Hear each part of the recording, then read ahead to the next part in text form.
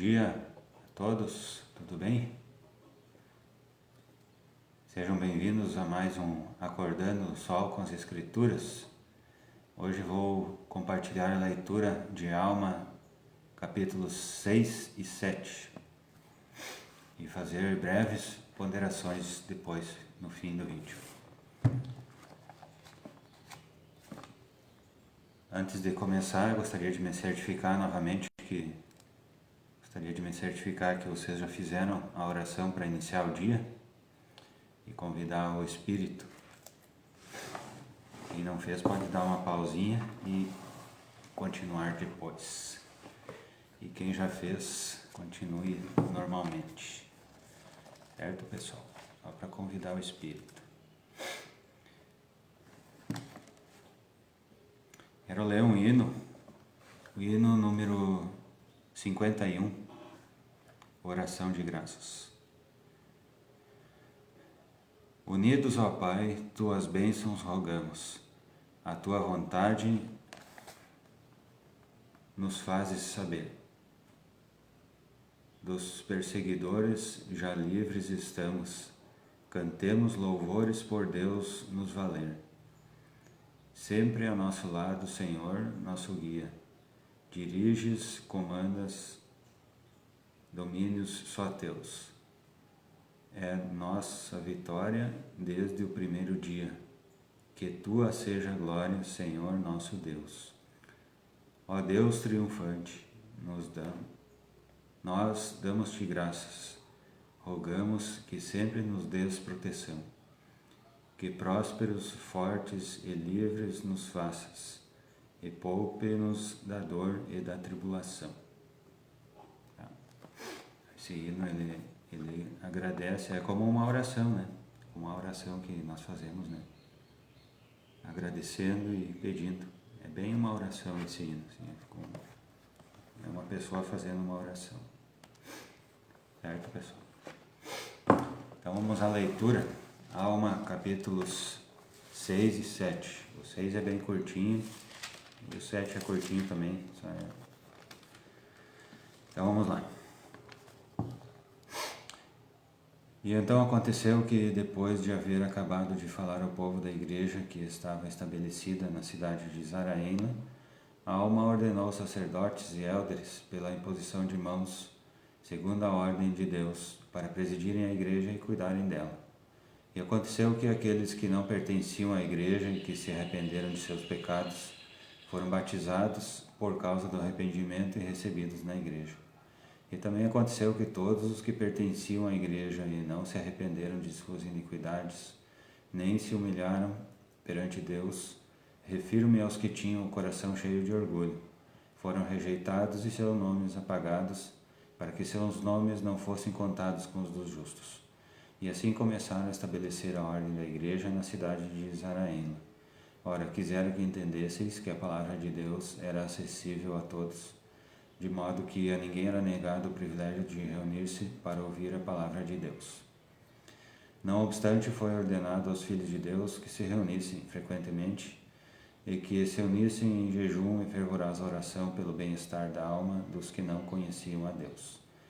E aconteceu que a alma, tendo estabelecido estes regulamentos, partiu sim da igreja que se achava na cidade de Zaraena e foi para o leste do rio Sidom, no vale de Gideão, onde fora construída uma cidade que se chamava Cidade de Gideão, a qual se achava no vale que era chamado Gideão, assim chamado por causa do homem que fora morto com a espada pela mão de Neor.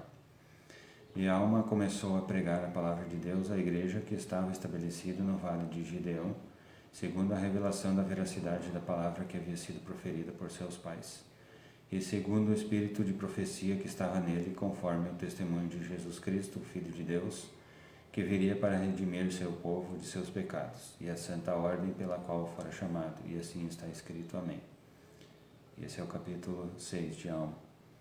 Agora o capítulo 7, então. Palavras de alma ao povo de Gideão, segundo o seu próprio registro. Eis que, meus amados irmãos, já que me foi permitido vir até vós, tentareis, portanto, falar-vos em minha linguagem, sim, de minha própria boca, sendo que é a primeira vez que vos falo com as palavras de minha boca, pois tenho estado completamente restrito à cadeira de juiz, com tantos deveres que não me foi possível vir até vós. E ainda agora eu não poderia ter vindo se a cadeira de juiz não tivesse sido passada a outro, para que governasse em meu lugar. E o Senhor, com grande misericórdia, permitiu-me vir até vós. E eis que vim com grandes esperanças e muito desejo de constatar que vós vos haveis humilhado perante Deus e que haveis continuado a suplicar-lhe a graça, de constatar que sois irrepreensíveis perante Ele e que não estáis no terrível dilema em que se achavam nossos irmãos em Saraim. E bendito seja o nome de Deus, pois deu-me a conhecer, sim, deu-me a grande alegria de saber que se acham novamente estabelecidos no caminho de sua retidão. E espero, segundo o Espírito de Deus que está em mim, ter também alegria por vós. Não desejo que minha alegria por vós, no entanto, surja por causa de tantas aflições e tristezas, as quais senti pelos irmãos de Zaraíla, pois eis que minha alegria por eles surge depois de ter passado por muita aflição e tristeza. Eis que espero, porém, que não estejais num estado de tanta incredulidade como se achavam vossos irmãos. Espero que não estejais com o coração cheio de orgulho. Sim, espero que não tenhais posto o coração nas riquezas e coisas vãs do mundo. Sim, espero que não adoreis ídolos, mas que adoreis o Deus vivo e verdadeiro, e que espereis ansiosamente com uma fé eterna pela remissão de vossos pecados, a qual virá.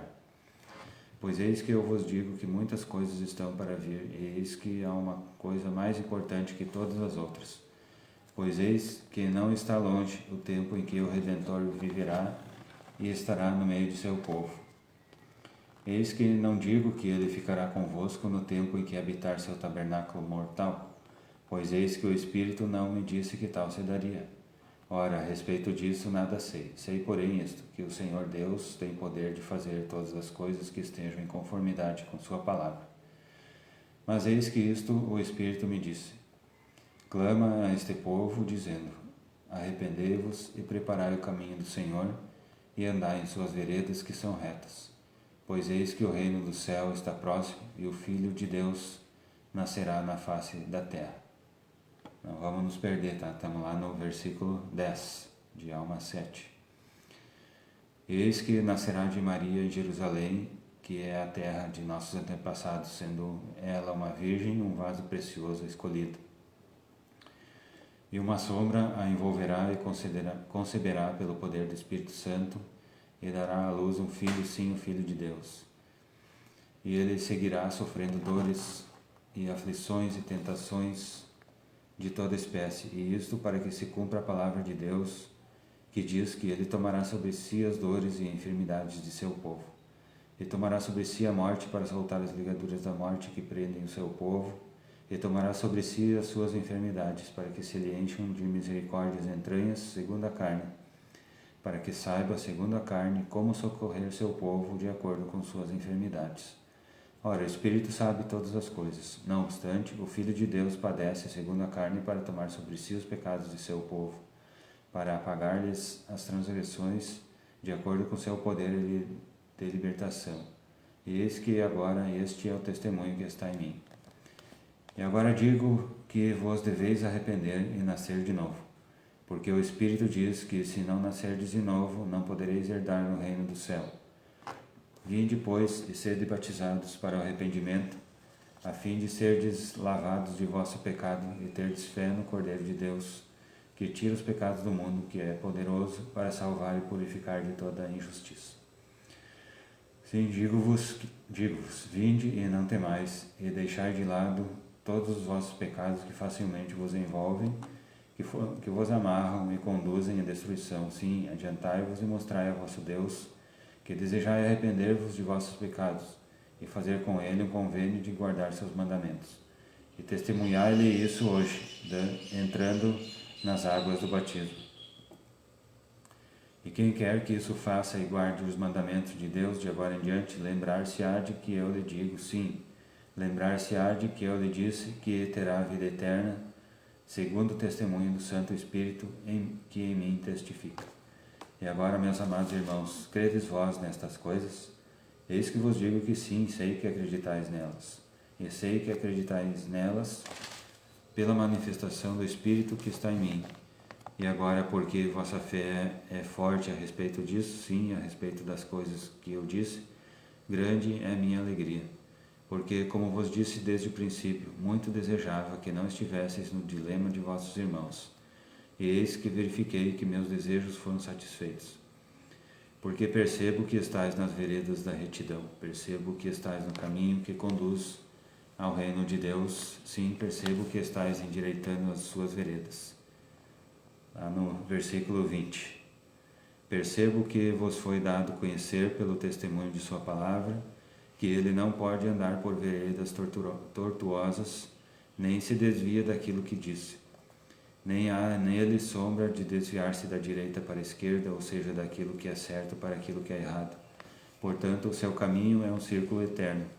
E ele não habita em templos impuros, nem pode a imundície ou qualquer coisa impura ser recebida no reino de Deus. Digo-vos, portanto, que tempo virá, sim, e será no último dia, em que aquele que é imundo permanecerá na sua imundície. E agora, meus amados irmãos, eu vos disse essas coisas a fim de despertar em vós o senso de vosso dever para com Deus, para que andeis irrepreensivelmente perante ele, para que andeis conforme a santa ordem de Deus, segundo a qual fostes recebido. E agora quisera que fosseis humildes e submissos e mansos, fáceis de persuadir, cheios de paciência e longanimidade, sendo moderados em todas as coisas, guardando diligentemente os mandamentos de Deus em todos os momentos, pedindo as coisas necessárias, tanto espirituais como materiais, agradecendo sempre a Deus por tudo quanto recebeis. E procurai ter fé, esperança e caridade, e então fareis sempre boas obras em abundância. E que o Senhor vos abençoe e conserve vossas vestimentas imaculadas, para que possais finalmente sentar-vos no reino do céu, para não mais sairdes com Abraão, Isaque e Jacó e os santos profetas, que existiram desde que o mundo começou, conservando vossas vestimentas imaculadas, assim como as deles são imaculadas. E agora, meus amados irmãos, eu vos disse estas palavras, segundo o Espírito que testifica em mim. E minha alma regozija-se muito por causa da extrema diligência e atenção com que ouvistes a minha palavra. E agora, que a paz de Deus descanse sobre vós e sobre vossas casas e terras e sobre vossos rebanhos e manadas e tudo que possuís, vossas mulheres e vossos filhos, conforme vossa fé e obras, de agora em diante e para sempre, e assim falei. Amém. E assim terminou o capítulo 7. Tá? Então vamos ver somente as coisas que mais chamam a atenção, dentre as dezenas que existem nesses dois capítulos. Esses dois capítulos um pouquinho diferentes daqueles capítulos que relatam de guerra, né? Esse capítulo tem muitos princípios, né? E doutrina. Então, tem mais material aqui para ser ponderado. Então, lá no capítulo 6, a alma, então, no capítulo 6, já no versículo 1, fala que ele ordenou sacerdotes e eldres pela imposição de mãos. Tá? Então, naquela época, isso era no ano aproximadamente 83 a.C., né, a alma ordenou sacerdotes e eldres pela imposição de mãos, segundo a ordem de Deus. Tá? Então, já naquela época, a igreja era estabelecida assim, né, era organizada dessa forma. Aqueles que não pertenciam à igreja e que se arrependeram de seus pecados foram batizados por causa do arrependimento e recebidos na igreja. Isso diz lá no versículo 2 do capítulo 6. E no versículo 3, todos os que pertenciam à igreja e não se arrependeram de suas iniquidades foram rejeitados e seus nomes apagados. Tá? Então, ele organizou também essa parte, né, de que os nomes de quem não desejava se arrepender, né, daqueles que pertenciam à igreja, mas não desejavam se arrepender, né, ele providenciou para que seus nomes fossem apagados, né, dos registros e não fossem contados junto com os justos. Tá?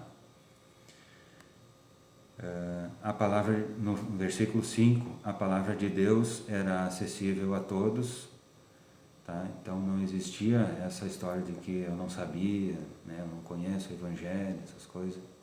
A palavra de Deus era acessível a todos. Foi ordenado, no 6, foi ordenado aos filhos de Deus que se reunissem frequentemente, tá? Assim como é ordenado a nós hoje. Então assim que estava organizada a igreja naquela época. E daí no versículo 7 continua a alma pregando ao povo, né? Agora ele estava lá na cidade chamada Gideão, né? No Vale de Gideão. Ele estava pregando ao povo, então ele estava fazendo a obra missionária entre o povo. Então ele dizia assim ao povo, tá? Lá no 9 ele fala o seguinte: arrependei-vos e preparai o caminho do Senhor e andai em suas veredas que são retas.